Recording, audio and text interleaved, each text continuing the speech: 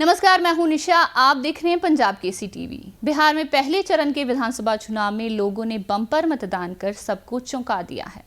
11 नवंबर को बिहार में दूसरे चरण का चुनाव होगा। दूसरे चरण में बिहार में 20 जिलों की 122 विधानसभा सीटों पर मतदान होगा। 14 नवंबर को यह पता चल जाएगा कि बिहार के मुख्यमंत्री के पद पर कौन राजनेता अगले 5 साल के लिए आसीन होगा। वैसे बिहार विधानसभा चुनाव पर पंजाब केसरी की विशेष कवरेज जारी है। इस कार्यक्रम में मैं विधानसभा की हॉट सीट के समीकरण पर चर्चा करूंगी। इसी सिलसिले में आज मैं रुपौली विधानसभा सीट के गुणागणित पर चर्चा करूंगी। रुपौली विधानसभा सीट पर 11 नवंबर को मतदान होगा।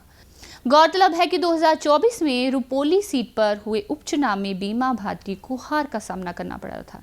इस सीट पर निर्दलीय उम्मीदवार शंकर सिंह ने जीत का परचम लहराया था। शंकर सिंह को कुल 67,782 वोट मिला था। वहीं 59,578 वोट के साथ जेडीयू कैंडिडेट कलाधर मंडल दूसरे स्थान पर रहे थे। उपचुनाव में शंकर सिंह ने कलाधर मंडल को 8,204 वोट से हराया था, जबकि आरजेडी उम्मीदवार बीमा भारती 30,108 वोटों के साथ तीसरे स्थान पर रही थी।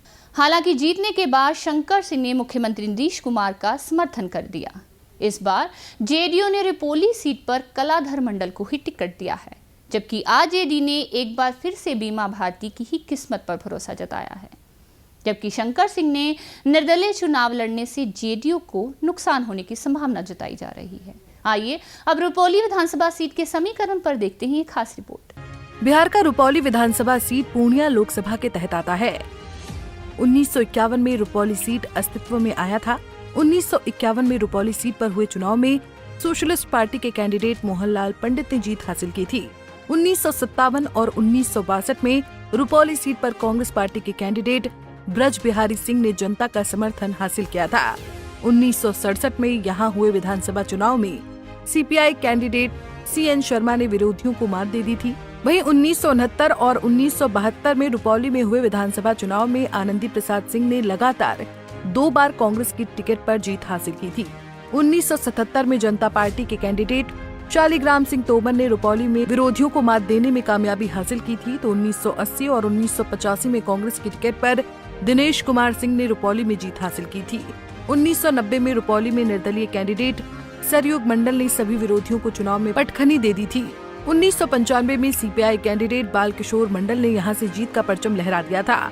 वहीं 2000 के विधानसभा चुनाव में निर्दलीय कैंडिडेट बीमा भारती ने विरोधियों को मात देने में कामयाबी हासिल की थी। तो 2005 में आरजेडी की टिकट पर बीमा भारती ने रुपौली में अपनी जीत का सिलसिला बरकरार रखा था। वहीं 2010, 2015 और 2020 के विधानसभा चुनाव में जेडीयू के कैंडिडेट के तौर पर बीमा भारती ने जीत हासिल की थी, लेकिन बीमा भारती ने आरजेडी की टिकट पर पूर्णिया से लोकसभा चुनाव लड़ा था। हालांकि लोकसभा चुनाव में बीमा भारती की करारी हार हुई थी। वहीं 2000 में रुपौली सीट पर हुए उपचुनाव में भी बीमा भारती की हार का सिलसिला कायम रहा। इस सीट पर निर्दलीय उम्मीदवार शंकर सिंह ने जीत का परचम लहरा दिया था। शंकर सिंह को कुल 67,782 वोट मिला था। वहीं 59,578 वोट के साथ जेडीयू कैंडिडेट कलाधर मंडल दूसरे नंबर पर रहे थे। उपचुनाव में शंकर सिंह ने कलाधर मंडल को 8,204 वोटों से हराया था, जबकि आरजेडी उम्मीदवार बीमा भारती 30,108 वोटों के साथ तीसरे स्थान पर रही थी। हालांकि जीतने के बाद शंकर सिंह ने मुख्यमंत्री नीतीश कुमार का समर्थन करने का ऐलान किया। वहीं 2020 के विधानसभा चुनाव में जेडीयू कैंडिडेट बीमा भारती ने जीत हासिल की थी। बीमा भारती को 64,324 वोट मिले थे। वहीं LJP candidate Shankar Singh 44,994 vote लाकर दूसरे स्थान पर रहे थे। तो सीपीआई कैंडिडेट विकास चंद्र मंडल तीसरे स्थान पर रहे थे।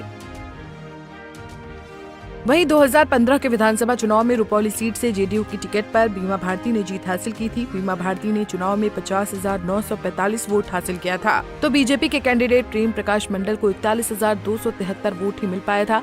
इस तरह से बीमा भारती ने प्रेम प्रकाश मंडल को 9,672 वोटों के अंतर से हरा दिया था। वहीं निर्दलीय कैंडिडेट शंकर सिंह 34,793 वोटों के साथ तीसरे स्थान पर रहे थे।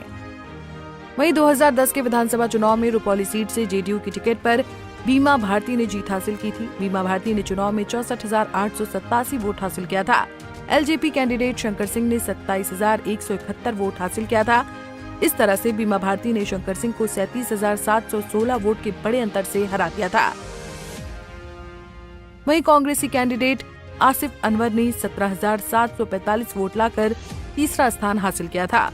रुपौली सीट पर इस चुनाव में शंकर सिंह जेडीयू के टिकट पर मैदान में उतर सकते हैं। अगर शंकर सिंह को जेडीयू का टिकट मिला तो रुपौली में 2025 के चुनाव में भी एनडीए की स्थिति मजबूत ही रहेगी। वहीं 2024 के लोकसभा चुनाव में रुपौली विधानसभा सीट पर जेडीयू ने पप्पू यादव पर 24,647 वोट की बड़ी लीड हासिल की थी। रुपौली विधानसभा सीट पर गंगोता समाज के 75,000 वोटर हैं। वहीं मुस्लिम वोटरों की आबादी भी यहां 37,000 है। इसके अलावा यहां यादव, ब्राह्मण, राजपूत, पचपनिया और अनुसूचित जाति और जनजाति समाज के वोटरों की भी मौजूदगी है। शंकर सिंह के निर्दलीय चुनाव लड़ने से रुपौली का सियासी समीकरण उलझ गया है।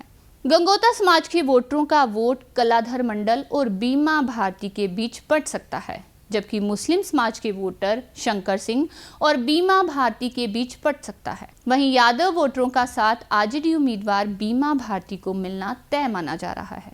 ऐसे में पचपनिया, दलित और आदिवासी वोटरों की रुपौली के नतीजों को तय करने में अहम भूमिका अदा करेंगे। दूसरे चरण की हॉट सीटों पर हमारी कवरेज जारी रहेगी। तब तक हमसे जुड़े रहिए और देखते रहिए पंजाब केसरी टीवी। नमस्कार।